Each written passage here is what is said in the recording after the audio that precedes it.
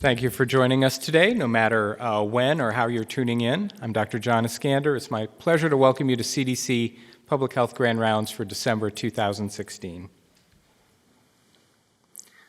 Public Health Grand Rounds has continuing education credits available for physicians, nurses, pharmacists, veterinarians, health educators, and others. Please see the Public Health Grand Rounds website for more details.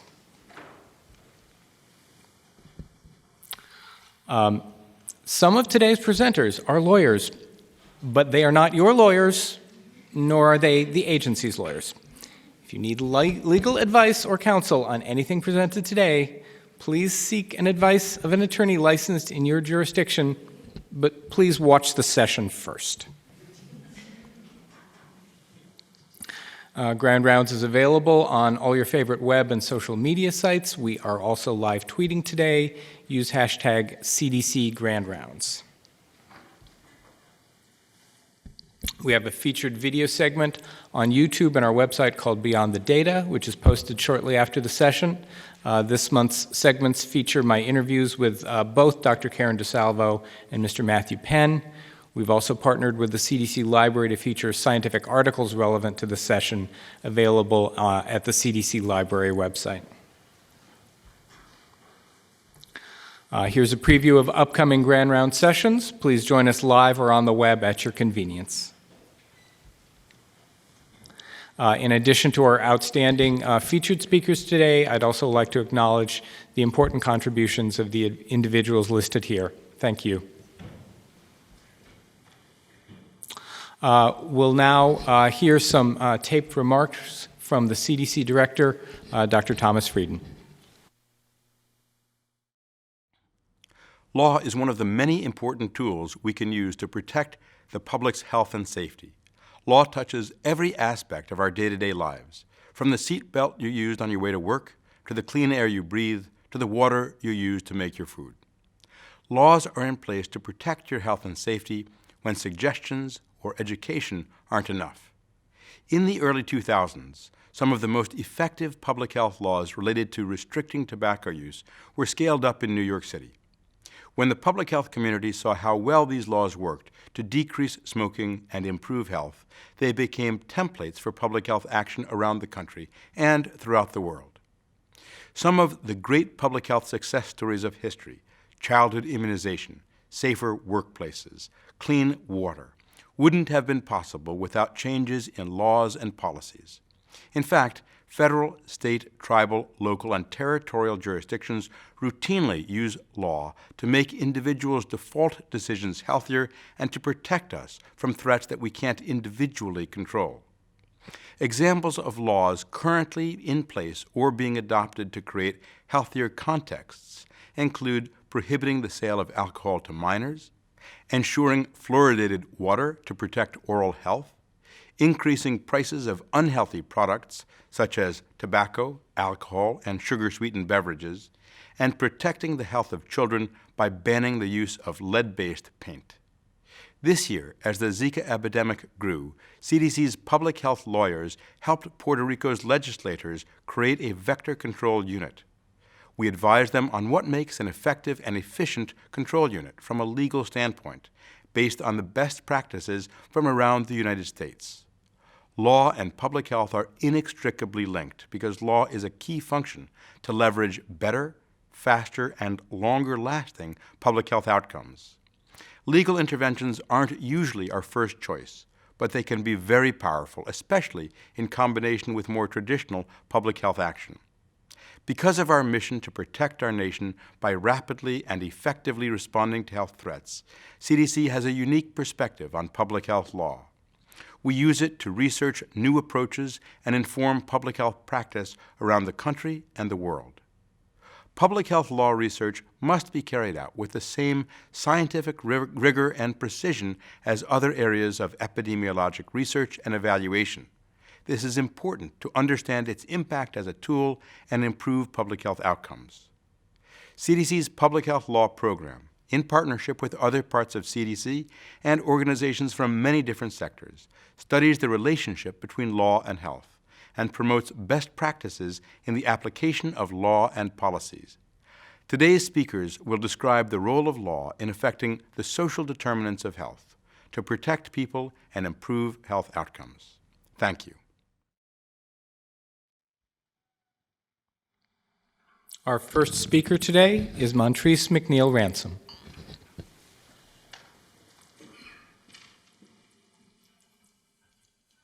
Thank you, John, for that warm welcome, and thank you all for joining us today.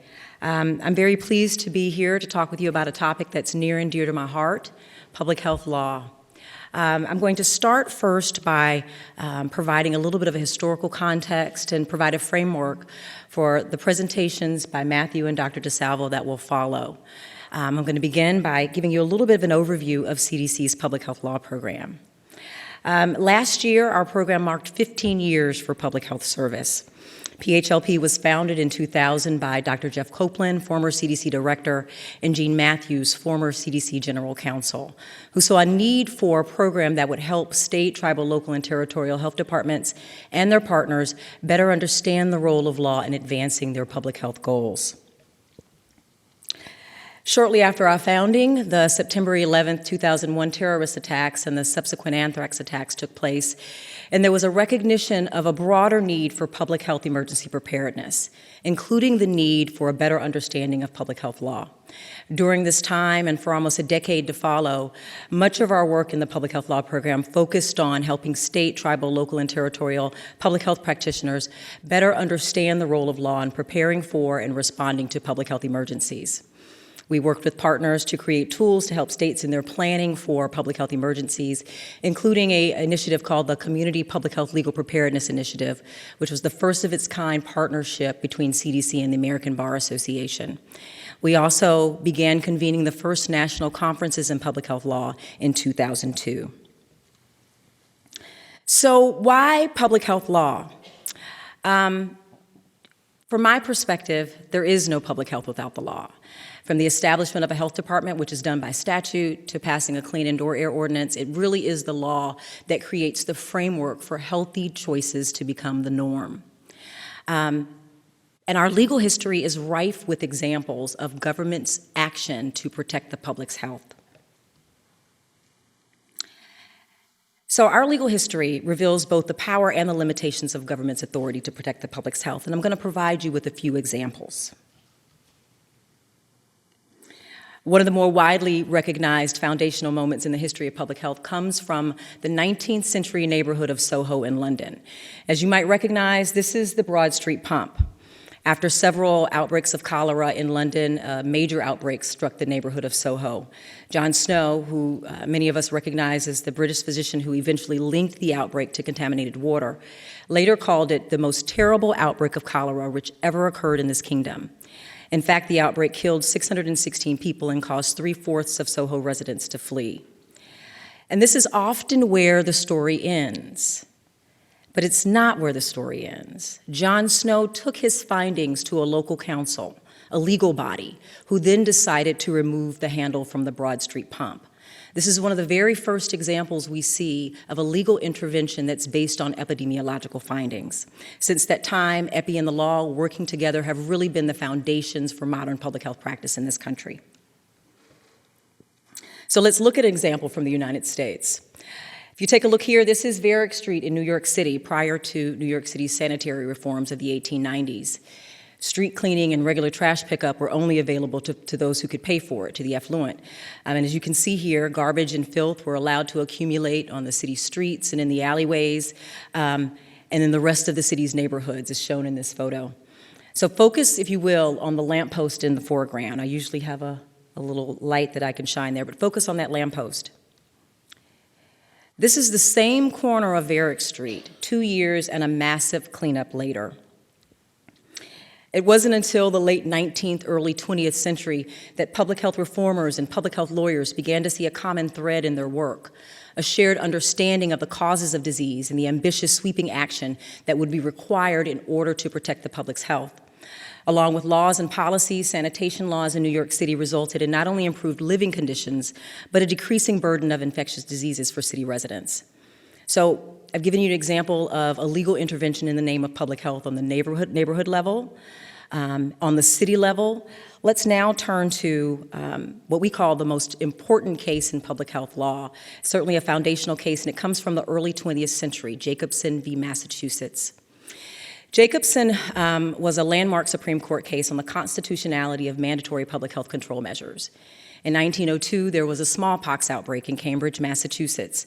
The defendant, Reverend Henning Jacobson, refused to be vaccinated as the law required at that time. He was fined $5, which would be roughly about $130 today, and he refused to pay it. And he challenged the constitutionality of the law in court.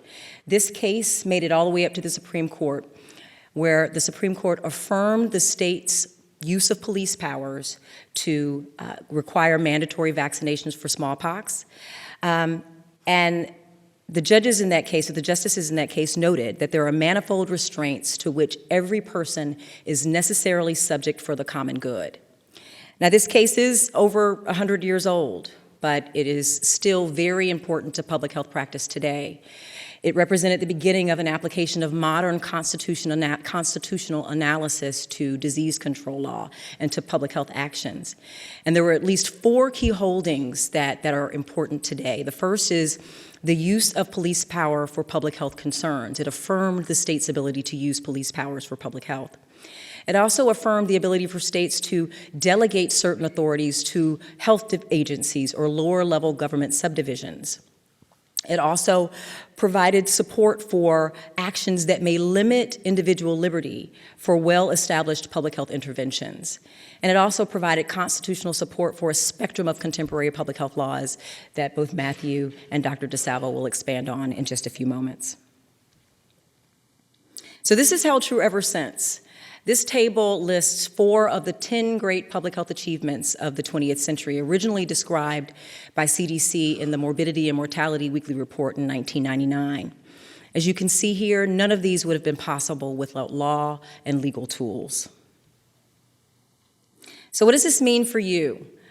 To apply law and policy to your important work in public health, it's really important that you understand the constitutional framework for public health practice in this country. The U.S. Constitution distributes power between the federal, state, and local government. We call this federalism. And it also provides a framework for the balancing of public health and individual interests. The federal government's powers come from Article 1, Section 8 of the U.S. Constitution. There's a set of enumerated powers for the federal government, and they include things like the power to tax and spend, the authority to regulate interstate commerce. But in the realm of public health, those are really limited authorities. What you'll notice is that while we have the authority on the federal level to quarantine at state lines and along our borders, the majority of core public health activities lie in the hands of the states. This power is known as the police power, and it's expressed in the 10th Amendment to the Constitution, which grants all powers that are not explicitly given to the federal government to the states. This concept of police powers is particularly important for our work in public health. It's important to note that courts generally allow state and local governments to exercise their police power as long as the action is reasonable and is for the purpose of promoting the general health and well-being of the community. And states can delegate this power or share it with their local governments. So some states give local governments extensive police powers. For example, Florida and Illinois, and California, as you see on the slide here. And others greatly limit the ability of local governments to exercise their police powers. Arkansas and Nebraska are examples of states that limit local police power. This excerpt is from the California State Constitution, which, as you can see, gives their local governments broad police powers. So what about Native American tribes? Well, tribes have a special status with their own set of powers and their ability to govern themselves to a significant extent. We call this tribal sovereignty. On tribal lands, which is known as Indian country, tribes have the power to do what's necessary to control their internal affairs and preserve their self-governance, including the ability to create their own laws and health regulations that protect the health, safety, and welfare of tribal communities. What you see here is the Navajo Reservation, which is the outer boundary, and the Hopi Tribe Reservation within it. So how can we as public health practitioners use law as a public health tool? Well, on the federal level, the federal government can use its powers to shape public health by incentivizing local action. You see this most commonly done through funding or through the establishment of a federal program that might have a trickle-down effect. The national minimum drinking age in the United States is an example of this. In 1984, Congress passed the National Minimum Drinking Age Act, which withheld 10% of federal highway funding from states that didn't maintain a minimum drinking age of 21. This law was challenged, interestingly, by the state of South Carolina in 1987, but upheld by the Supreme Court, who has said that Congress validly exercised its taxing and spending power and therefore did not infringe on states' rights. Higher level of governments can also impact public health laws and policies through a concept we call preemption, or by prohibiting action at lower levels of government. Here, it's important to note that preemption can actually be frustrating to public health activities, particularly on the local level, as we've seen with state preemption of local smoke-free laws. But otherwise, state and local governments really have a great deal of public health authority. And I'd like to close by offering you a few examples. One of the best known examples is the power of local health officials to investigate disease outbreaks and to invoke isolation and quarantine orders in order to prevent the spread of infectious disease. Another example here is while a state or local government may not generally regulate smoking in an individual's home or in single-unit housing because of the privacy interests there, it can certainly regulate smoking inside multi-unit housing. And the goal there is to protect the health of other residents from secondhand smoke. In fact, just in November of this year, a new rule, federal rule, was announced which prohibits smoking in public housing developments nationwide. The final rule prohibits lit tobacco products in the housing, in the common areas, and also in the outdoor areas within 25 feet of housing or administrative offices. Now, you won't see this ban implemented immediately. The rule does give public housing agencies across the country 18 months to implement the ban. Local governments also have considerable discretion when using zoning regulations or land use classifications. We've seen communities use their zoning laws to create farmers markets, which we know can increase access to fresh fruits and vegetables and further chronic disease prevention efforts. And police powers also allow us to protect the safety of children by requiring them to wear bicycle helmets. Interestingly, most of these laws are passed and enforced on the local level. As you can see on this slide here, there are 22 states with statewide laws, but 201 local ordinances requiring children to wear bicycle helmets. State policies can also save lives by monitoring prescription information and also increasing access to naloxone. Naloxone is the opioid medication often used to reverse the effects of narcotic drugs, pictured here in this slide. State and local laws can permit naloxone to be used by paramedics, other personnel, and even bystanders without a prescription. And finally, laws and policies equip our state, tribal, local, and territorial partners with the tools and processes necessary to effectively and appropriately prepare for and respond to public health emergencies. And a really good current example of this is the use of emergency declarations to respond to the Zika outbreak. So before I pass the mic to Matthew and then on to Karen, I'd like to close by saying there really is no public health without the law. And as you'll hear in both Matthew and in Karen's presentation, it really is the law and legal frameworks that help us to advance our public health goals in this country and help us to ensure that healthy choices are the norm. And with that, I will pass the mic to Matthew. Matthew Penn, our next speaker.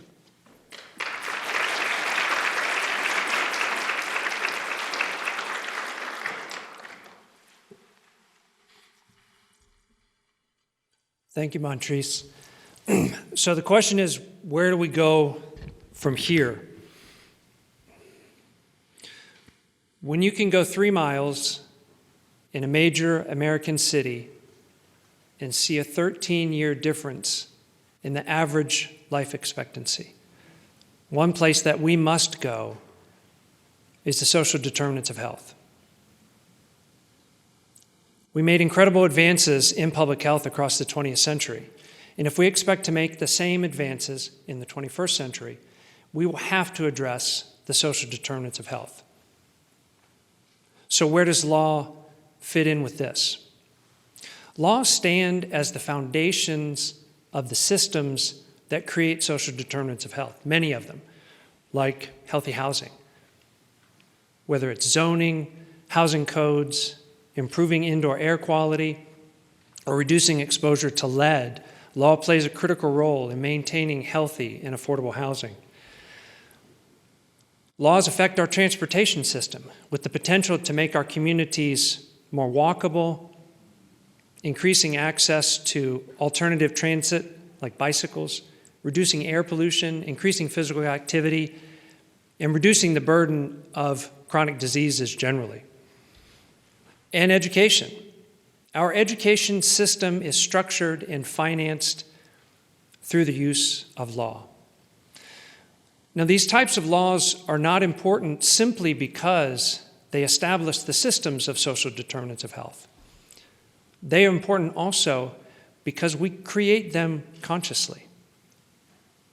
Laws don't happen by accident. And if they can be created, they can also be studied and changed to be better. So how do we do that? Well, the first step is to recognize that law is a social determinant of health. In fact, it's one of the most significant social determinants of health. And we can study it, just like we study other issues that affect our health. We do this through transdisciplinary model of public health law, where scientists and lawyers and epidemiologists work on legal epidemiology projects, researching law as a factor in the cause, distribution, and prevention of disease and injury in populations. Public health law is not just about the law. It's about science and epidemiology and the law working together to improve the public's health. We use legal epidemiology to assess the legal environment around a public health issue, such as radiation contamination as shown on the slide here, so that we can understand trends and study impact. Legal epidemiology is the scientific study of law as a factor in the cause, distribution, and prevention of disease and injury. And legal epidemiology allows us to descriptively answer questions about what laws say and how laws work. And the practice of public health law, as I said, is transdisciplinary, involving both science and law. So what does legal epi look like?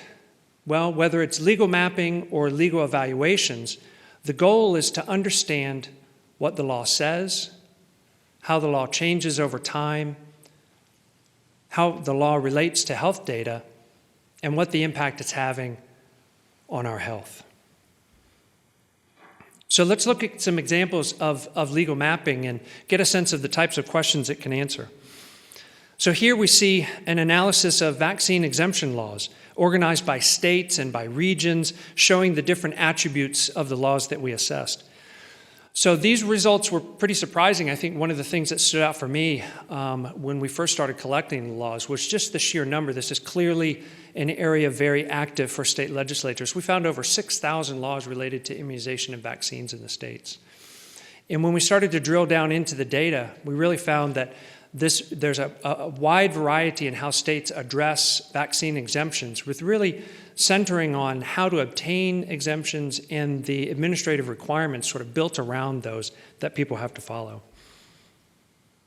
Moving on to another tool of legal epidemiology, policy surveillance, legal epi can show how laws change over time.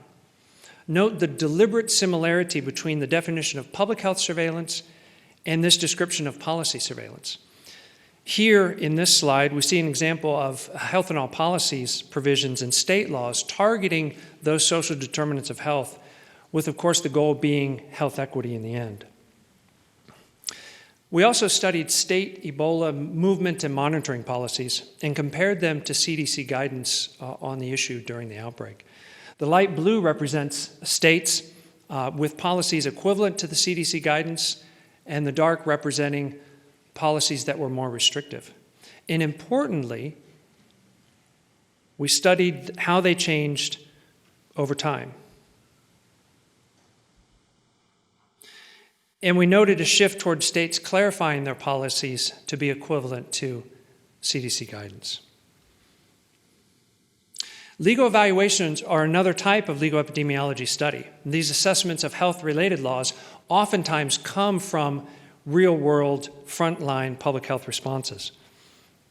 For example, during the 2012 fungal meningitis outbreak, Public health departments needed to identify patients in hospitals and other facilities with clinical signs of the disease, figure out the cause of the disease, and then find people who may have been exposed to the contaminated steroids.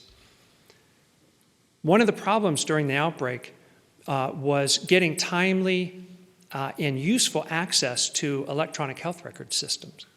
And it appeared that a variety of legal provisions both facilitated and hindered access to patient health data at a variety of these facilities.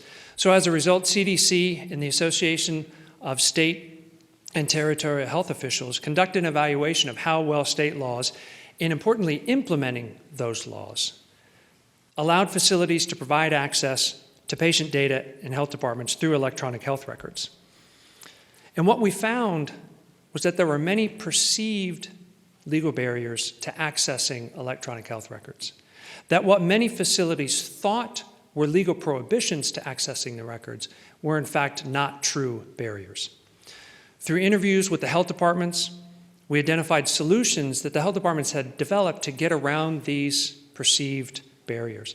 Both technological solutions, such as dedicated health department user IDs, and also legal solutions, such as new laws or memorandums of agreement worked out before an outbreak. We rolled these findings into a toolkit with ASTO so that others can improve access to electronic health records, hopefully before the next outbreak occurs. So why legal epidemiology? Why study law as a social determinant of health? I think one reason is in New Orleans, you can go 5 miles and see a 25-year difference in average life expectancy. This is the social determinants of health in action. This is legal systems affecting where we live, work, and play. And we must understand the impact that these laws have on our health if we want to change those numbers. And with that, I'll turn it over to Dr. DeSalvo. Thank you.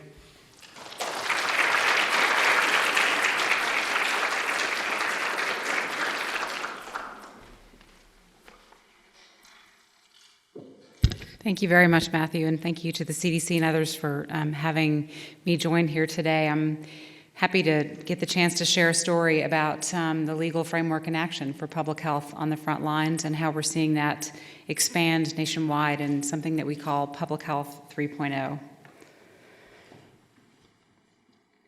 Matthew's correct. In a community like New Orleans, we have a gap in life expectancy, had a gap in life expectancy of 25 years based upon the neighborhood in which somebody lived, which by any of our measures would be inexcusable, but had been the case for generations. And when Hurricane Katrina struck New Orleans and the entire Gulf Coast in August of 2005, she did not bring with her the health challenges that we all began to talk about, but she brought them to light. It gave us an opportunity to understand that we had been ignoring in many ways what were not only low means, but wide gaps in health outcomes for the people in our communities. The devastation from Hurricane Katrina was that the entire healthcare system, including the public health system, from 911 all the way to academic health centers and public health laboratories, was destroyed.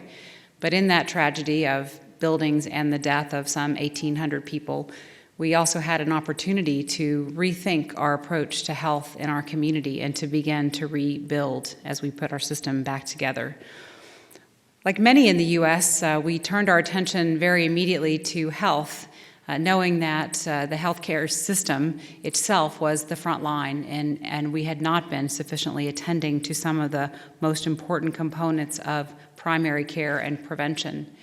And so as we looked to change the infrastructure that we had in place, we began to consider how we would move away from a system that was very burdened by emergency room visits and hospitalizations, that most of the care for people in the community of New Orleans and the surrounding area was received in long lines in the waiting rooms of places like Charity Hospital, pictured here in this slide, a place that many of us trained and generations of people had sought out care, that was good care when you got in the system, but not available in neighborhoods and not moving upstream, certainly to primary care and prevention.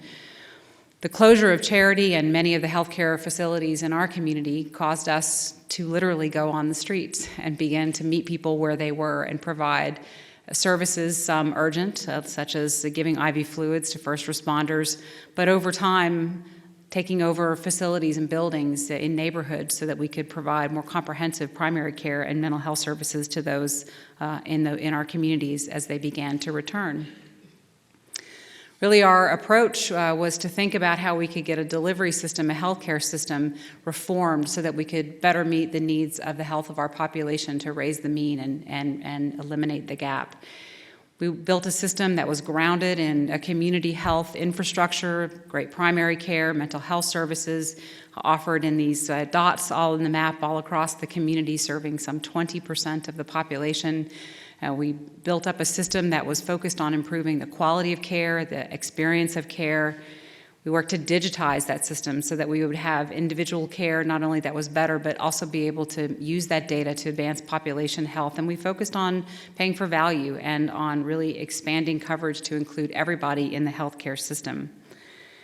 But as far as we took all of this healthcare improvement, better care is necessary but not sufficient to reduce a gap like you saw on the map in Matthew's presentation and in mine. We knew indeed that what we would need to do to address this kind of a health challenge would take more than healthcare. It was going to take attention to the broader determinants of health, in particular, the social determinants of health. Using John Auerbach's model, this would move us away from buckets 1 and 2, where healthcare was more engaged, to really moving towards bucket 3, where we would bring together all the potential levers at our disposal to really advance health, including the public health legal framework. It's worth just underscoring that sometimes we take the social determinants of health for granted, but in a community devastated by any disaster, in our community of New Orleans, it was obvious how important the social determinants were. People who were coming in to the healthcare system spent more time talking about their lack of housing or educational opportunities for their kids or jobs. These were the important, relevant factors in their health and on their minds every day. And so the healthcare system, but more importantly, the public health system, very rapidly began to embrace and understand that we needed to work together to address not only the medical, but all of the social determinants of health as well. We embraced this notion of public health, what we could do together as a society to ensure the conditions in which everyone could be healthy.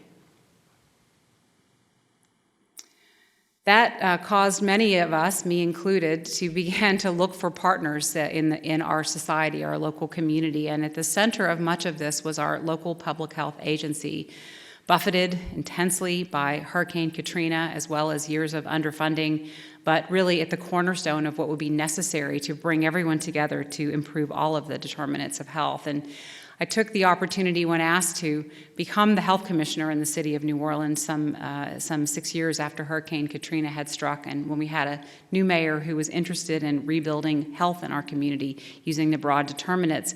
Like many other public health departments around the country at that time, we were buffeted by many pressures, including the Great Recession and significant underfunding and the loss of staffing related to that. But we also saw opportunity. You heard about John Snow earlier. There's his map on the left, and the work that he did with epidemiology, probably on paper, I'm guessing. But now we have renewed opportunities in this era from data, for example, from electronic health records. This image on the right, used in Flint to identify elevated blood lead levels in children in that community. This source of data, electronic health records, plus many other kinds of big data, is giving lots of public health departments, including ours in New Orleans, a chance at seeing the health of our communities in more real time. The first piece of advice that I got when I became a local health officer from Bobby Pestronk, who was running the National Association for City and County Health Officials, was that I needed to look at my legal underpinning and really understand what the infrastructure was that had built our health department, understand our statutory roles and responsibilities, look at where we might have gaps in our legislative or statutory authorities that might impact health. And the CDC OSTILT's team and the Public Health Law Group were right there to help us dig into where we might have opportunities or challenges and how we might build a framework for moving forward the health of our community, not only using more traditional tools, but really using what may be the most traditional tool of public health law. I say often that the framework taught me that we have to understand what we must do, what's required, that perhaps we weren't even doing, what was allowed but we hadn't yet leveraged, and what was not allowed but that we wanted to be able to do. We found in our digging, for example, that the health officer in New Orleans was allowed to regulate pigs and fowl in the French Quarter, which at first made us giggle, but then we began to realize that that could be a pretty important tool in the event of something like swine flu or bird flu, if we wanted to act quickly in our community. But we also knew that what we wanted to do was advance our policies around tobacco, since cardiovascular disease was such a major cause of death in our community. And we found, for example, that we were not actually leveraging what was expected by the state's rules, and so we had more room to grow without even changing legislation, but we knew we also wanted to and needed to do more over time. What we were doing in New Orleans of thinking about rebuilding a health department that could address the social determinants, that could use data in more innovative ways, that could bring partners to the table from various sectors to take a multi-sectoral approach, was not unique. What's been happening in local and state public health across this country is something that we call Public Health 3.0. It is a transformed way of more broadly addressing the public's health. It's what we might say is a significant upgrade in public health practice that's part of a more modern vision, emphasizing this cross-sectoral environmental policy and systems level actions that can also address the social determinants. Not to say that the work of the eras of Public Health 1.0 and 2.0 aren't critical and important, and indeed the goal is to build upon these prior eras of public health. You heard already about the importance in the early years of public health, not only of using data to understand communicable disease, but actually using policy around housing and other tools to address those social determinants to tackle the communicable disease that was the prominent epidemiology of the time. But advancing into the era of Public Health 2.0, non-communicable disease, chronic diseases became more important, and public health became more of a health care provider, particularly for marginalized populations. But this new era is a new opportunity for us to build upon those successes and again work in a more multi-sectoral fashion and have public health at the center of bringing people together to address the social determinants of health.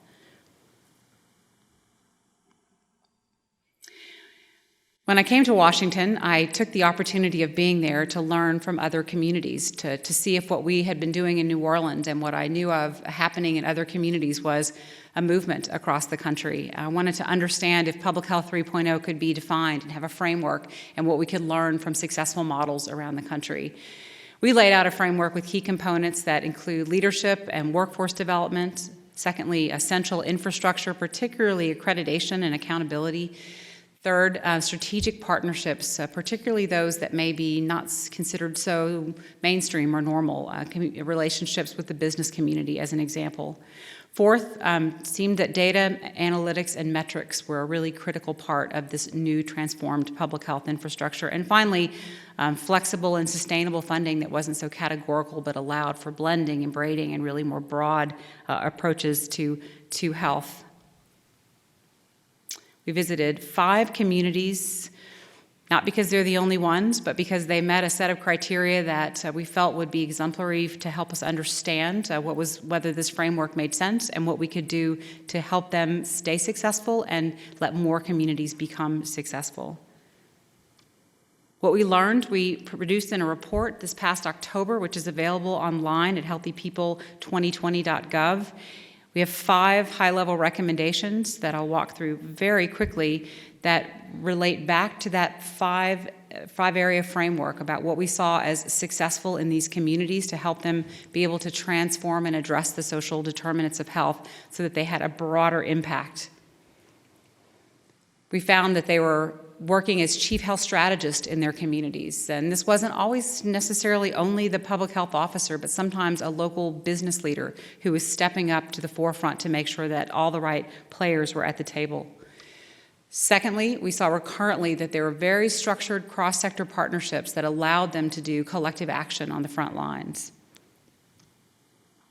Third, we saw that they were accredited, that these health departments took seriously their accountability responsibilities and wanted to be able to not say themselves that they were good and strong, but that they had an external entity that was coming in and telling them and the taxpayers and their partners that they were accountable and that they were able to be strong partners not only today but into the future.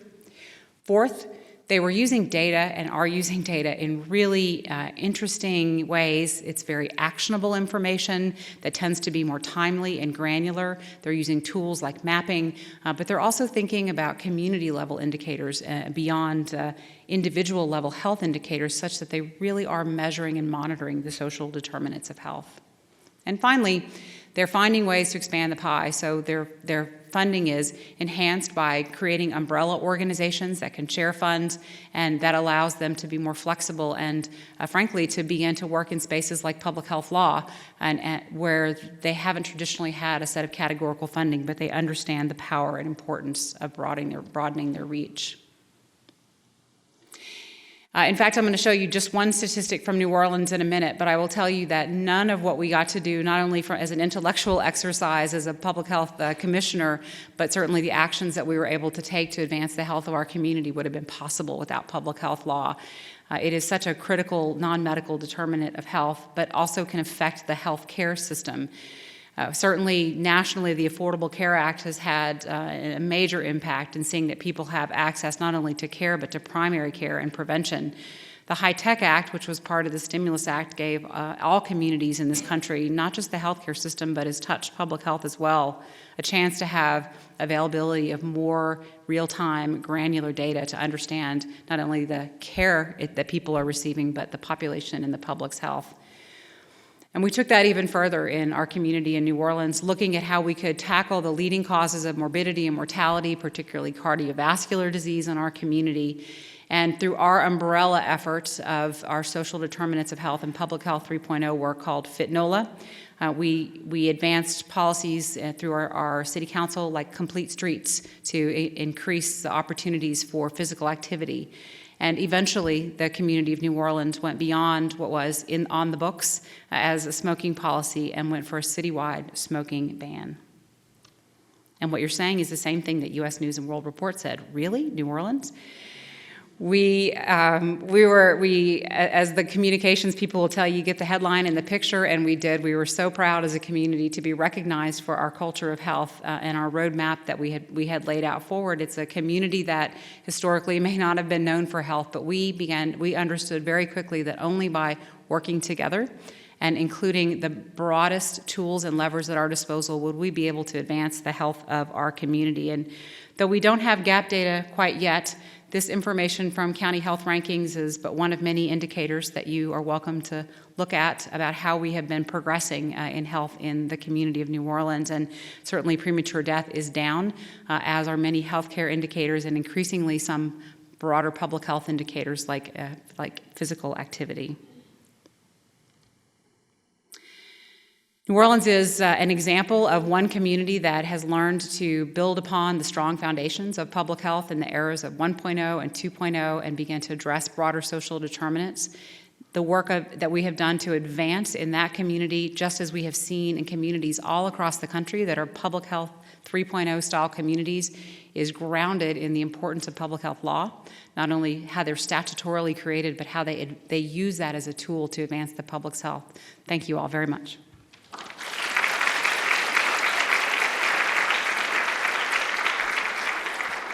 Thank you.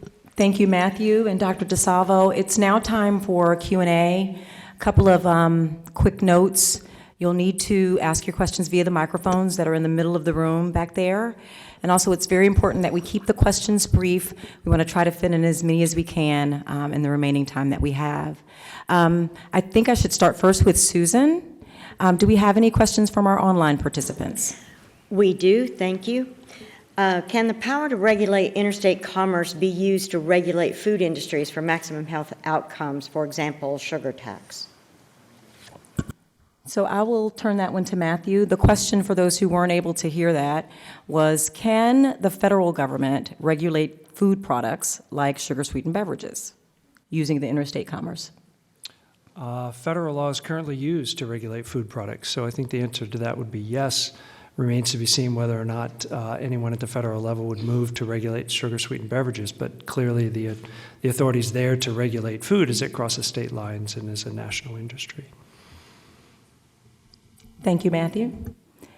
I think we can go ahead and take questions from the room. If you've got a question for our panelists, please step to the mics in the middle of the room there, please. Oh. Having seen no one move, Susan?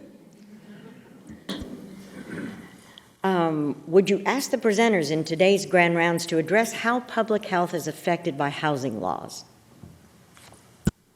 It's a good question. I think we touched on that some during our presentations, but I will open the mic for Karen to answer that question first. And the question is, how do public health laws impact housing laws?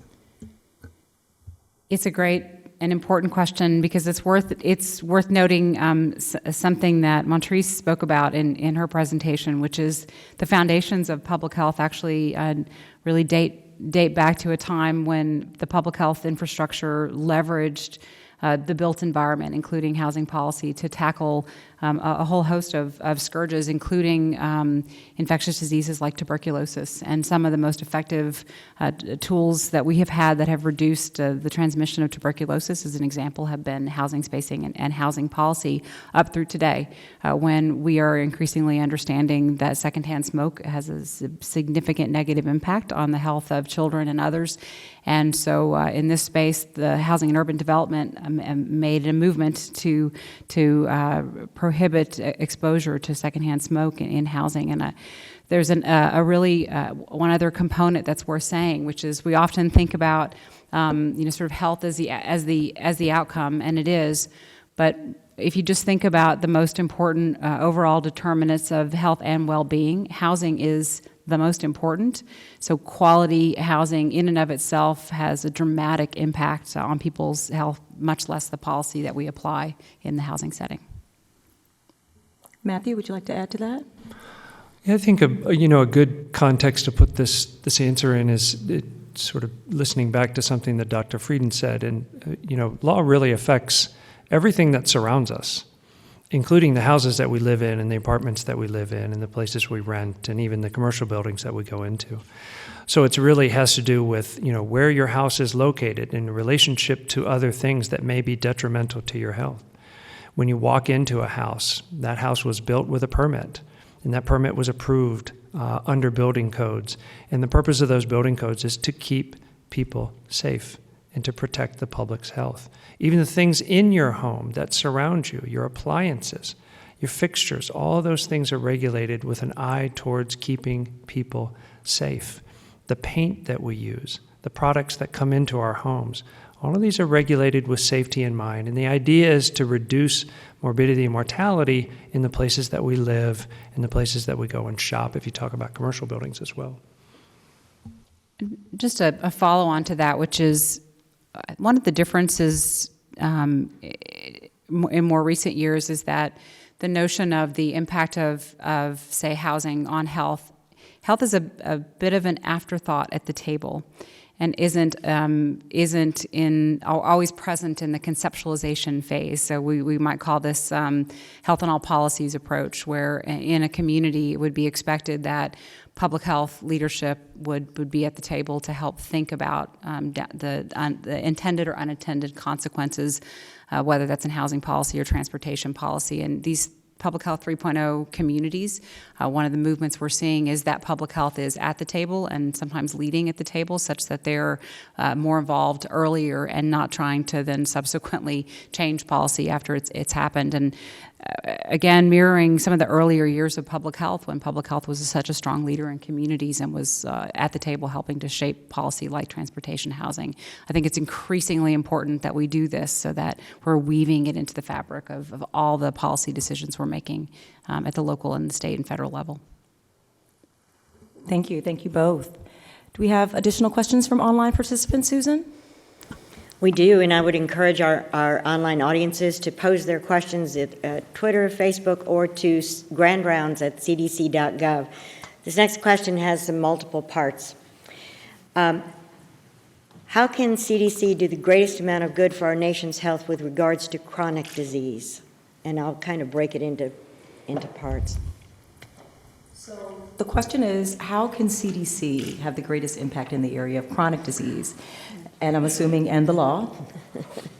Matthew, thoughts? Karen, who wants to go CDC first? answer that one. All right, Matthew?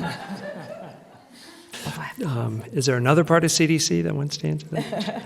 I think CDC is doing it. We're active in this space. I mean, I think the thing we try to do in public health is identify interventions that work.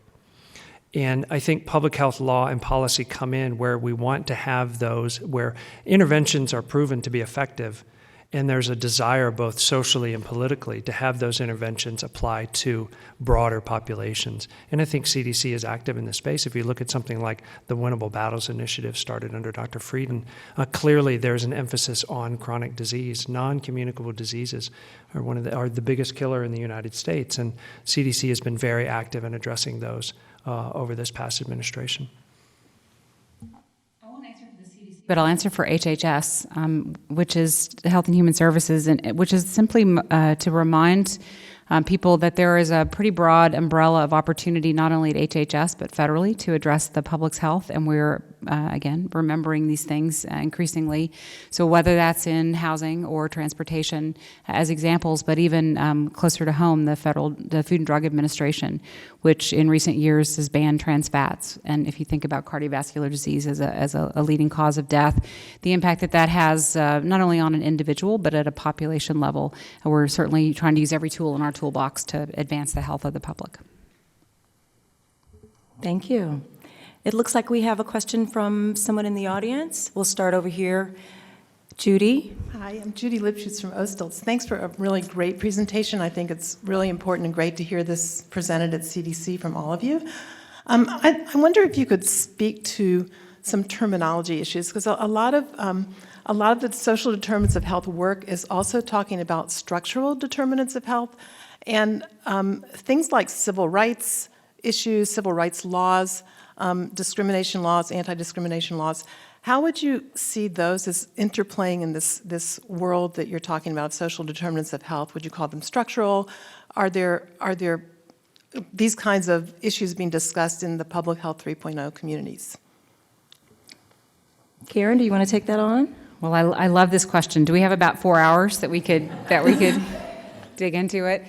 It's quite relevant for a number of reasons. One is the language social determinants, I think, begs to be improved, because it doesn't, as you say, quite capture either the broadest umbrella of all of the many determinants of health, and it can be so nebulous that it's hard for people to know how to act. I would want to commend the CDC specifically in that second area and their work on this, the High Five, the High Impact in 5 years, which are sort of specific toolkits that can be used to address the social determinants. And those social determinants are defined through the federal space by Healthy People 2020. There is actually a structured definition that we've all agreed on. But when you step out of the bounds of what we do here in government and begin speaking to leaders in business or local elected officials, I think that language gets to be a little more confusing. So there is work to be done to clarify it. I also want to just step on something you said. I haven't used this language, structural determinant of health. We did talk a lot about institutional racism in New Orleans. It was a major part of the public health conversation that we had there, and that would be a sort of a structural determinant of health. I think where we made a lot of progress in health generally in the last 8 years of this administration is in civil rights progress globally, and I think that stands to help advance health more broadly. We don't often think of civil rights as a social determinant more broadly. So I'm glad that you raise it, because we shouldn't lose sight of that. And but here's what we should do: we should find a way that public health isn't talking to itself, and that we're expanding this conversation because I can tell you that payers and business leaders and elected officials and civic leaders and communities are hungry to really understand what this other questioner asked, which is how can we make the most difference on what's killing people in our country and killing them at a rate that is increasingly alarming, because we're losing the battle for the public's health. And so we shouldn't let the language get in the way of at least us beginning to have that broader conversation. Yeah, it's a great question. I think about it in kind of in two different ways. I think on the one hand, clearly structural racism, systemic racism in the United States is a social determinant of health, clearly. I think the exercising of civil rights is also a social determinant of health. I kind of put civil rights laws in a little bit of a different category, because I think they stand as a tool that we can use to address the exercising of civil rights and systemic racism. So I think they kind of counterbalance each other, and certainly something that we study within the public health law program quite in depth. And the development of new civil rights laws, for instance, under the Affordable Care Act in Section 1557, is a way to move the ball forward on civil rights and start to address some of the health disparities and racial disparities that we see in the country. So it's an emerging area of study, I think, across the country, including here at CDC. And I'll just say in my studies, in earning an MPH and studying the social determinants of health, that language structural determinants was used. For me, what the work that we're doing really unpacks that a little bit. How are the structures developed? What legal processes and tools are we consistently using in this country to sort of establish those structures? And are those structures barriers or impediments to health, or where can they actually be levers toward improving public health? So to me, it's more of an unpacking of that term, and making sure that all the people at the table or the people that have a role in that are at the table for those discussions. I think we had a question over here. There was a man sitting down with his hand up. Yes, sir, that's you. Yeah, I just was wondering if you could address the Affordable Care Act a little bit more and its role in public health, and what aspects of it do you feel are most needed, given what we anticipate is the repeal of that law. Usually you don't hear about that law being a public health law. You usually hear about it as, how we pay for medical care and how that's organized. But you're talking about it in terms of the Public Health 3.0, and that aspect probably has not been addressed as well. I think that one's for you, Karen. Yeah, to begin, I would just share that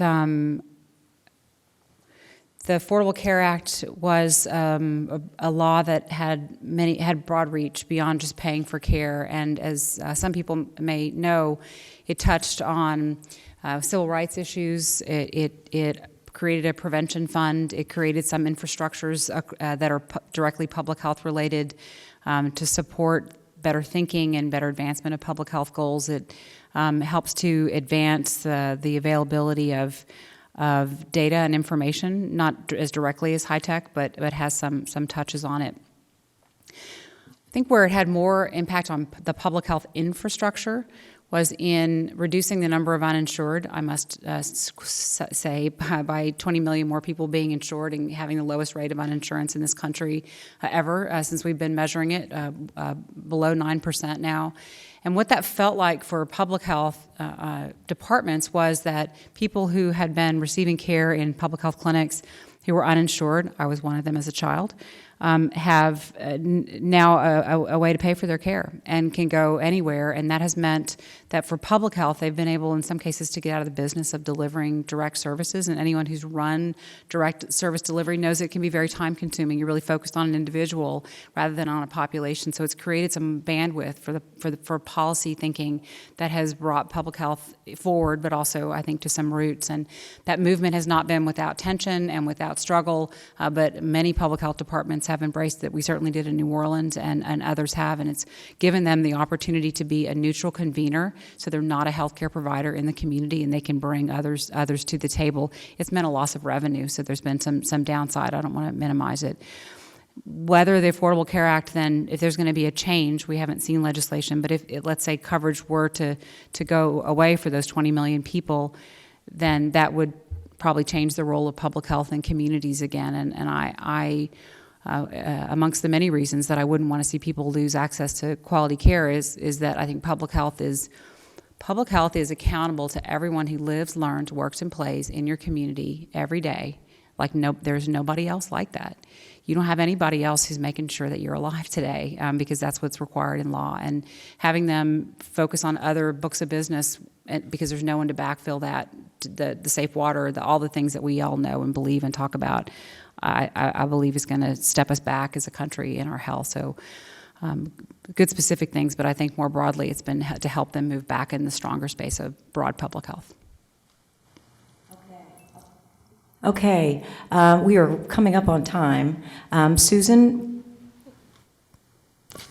One more question. One more question. We have several, but all of them will be answered via email later. Are laws being brought to Congress that would increase federal jurisdiction in case of a healthcare disaster or outbreak? What was the first part? Our laws? Are laws being contemplated that would further, on the federal level, that would further protect us in a public health emergency? I am not aware currently of any laws being introduced to Congress right now. That we've had some preparedness laws passed over the years, certainly at the federal level, some of them updated, reauthorized, but nothing currently on the slate, as it were. Before we get the hook, I have to do a commercial for Matthew and his team, and I want to publicly say thank you to him and to his team for helping not only the New Orleans Health Department, but health departments all across the country. And not that I want to lend you out, but I think what you've been doing here is, in the last few years especially, is reshaping our thinking about the power and importance of public health law and creating a field of public health epidemiology that's going to lead to some measurement, that's going to allow us to have a much better feedback loop as we begin to assess the social determinants of health. So I thank you, and I thank the CDC for bringing this to the forefront in public health. Thank you.